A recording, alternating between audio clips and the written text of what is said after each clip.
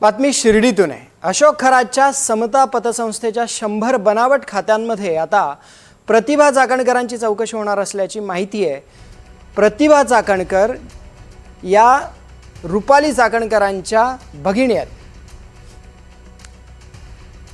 समता पतसंस्थेत असलेल्या संशयास्पद बँक खात्यातून तब्बल 2,40,00,000चे संशयास्पद व्यवहार झाल्याचं समोर आलंय। प्रतिभा चाकणकर यांना शिर्डी पोलिसांनी चौकशी करता नोटीस पाठवण्याची खात्रीलायक माहितीही समोर आलेली आहे। चाकणकर आणि त्यांच्या मुलाच्या नावे समता पतसंस्थेमध्ये 4 खाती असून 4ही खात्यातून एकूण 2,40,00,000चे व्यवहार झाल्याची बाबही समोर येते। समता पतसंस्थेतल्या बनावट खाते चौकशी दरम्यान शिर्डी पोलिसांकडून चाकणकरांना चौकशीसाठी नोटीस पाठवण्यात आली आहे। अशोक खरात प्रकरणामध्ये याआधीच रुपाली चाकणकर यांचं नाव चर्चेमध्ये आलेलं होतं आणि आता त्यांच्या बहिणीचं नाव सुद्धा या प्रकरणामध्ये समोर येत आहे।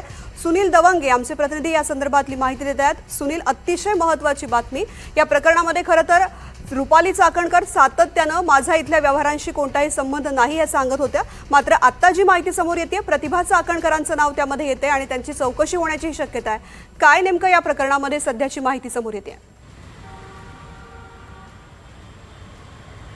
नक्कीच आपण जर बघितलं तर शिर्डीमध्ये जो संशयास्पद जमीन व्यवहाराचा भूखंडाचा जो व्यवहार झाला होता याची चौकशी करत असताना ज्या दोन आरोपींना पोलिसांनी ताब्यात घेतलं होतं त्यांच्याकडनं 132 खात्यांची माहिती जी आहे ते अशोक खरात नॉमिनी असल्याची माहिती समोर आली होती।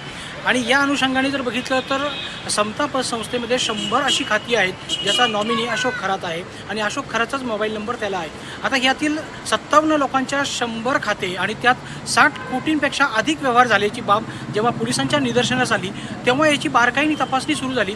या 33 लोकांचा आत्तापर्यंतची चौकशी जी आहे ती शिर्डी पोलिसांमध्ये झालेली आहे। याच दरम्यान आता शिर्डी पोलिसांना प्रतिभा चाकणकर आणि त्यांचा मुलगा असे प्रत्येकी 2 खाती म्हणजे एकूण 4 खाती या ठिकाणी आढळून आली आहे। त्याचा नॉमिनी हा अशोक खरात आहे आणि या खात्यावरनं 2,40,00,000 रुपयाचा तब्बल व्यवहार झाल्याचं निदर्शनास आलं आहे। या अनुषंगाने आता शिर्डी पोलिसांनी प्रतिभा चाकणकर पुणे यांना आता जी नोटीस आहे ती डाकणं विभागानं ते रवाना करणार आहेत। सगळ्यात महत्त्वाचं म्हणजे आत्तापर्यंत ज्या 33 लोकांची चौकशी झाली यांनी या ठिकाणी शिर्डी पोलिसांना आल्यानंतर आपले हात वर केलेले आहेत आणि हे खाते आपले नसून हे अशोक खरात ही सगळे खाते चालवत असल्याचं त्यांनी या ठिकाणी म्हटलं आहे। आता पोलिसांनी ही नोटीस बजावलेली आहे। पुढील 2 ते 3 दिवसात प्रतिभा चाकणकर त्यांना या ठिकाणी येऊन पोलिसांच्या समक्ष हा जबाब नोंदवावा लागेल, कारण या संदर्भात राहता पोलिसांमध्ये परब यांनी आधीच गुन्हा दाखल केलेला आहे। त्या अनुषंगाने 33 लोकांची जी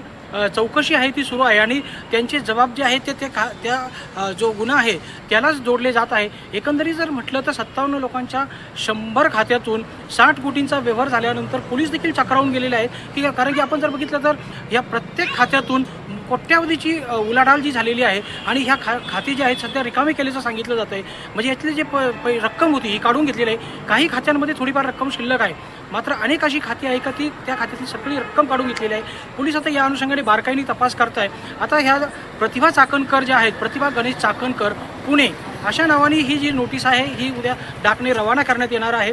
त्यांच्यापर्यंत पोहोचल्यानंतर त्यांना या ठिकाणी हजर व्हावं लागेल। आता ह्या प्रतिभा चाकणकर नेमक्या कोण असा प्रश्न उपस्थित केला जातोय। या संदर्भात असंही सांगितलं जात आहे की रुपाली चाकणकर यांच्या ह्या भगिनी आहेत त्यांना ही नोटीस बजावलेली आहे, मात्र प्रत्यक्षात त्या या ठिकाणी आल्यानंतर यातील अजून स्पष्टता जी आहे ती समोर येईल।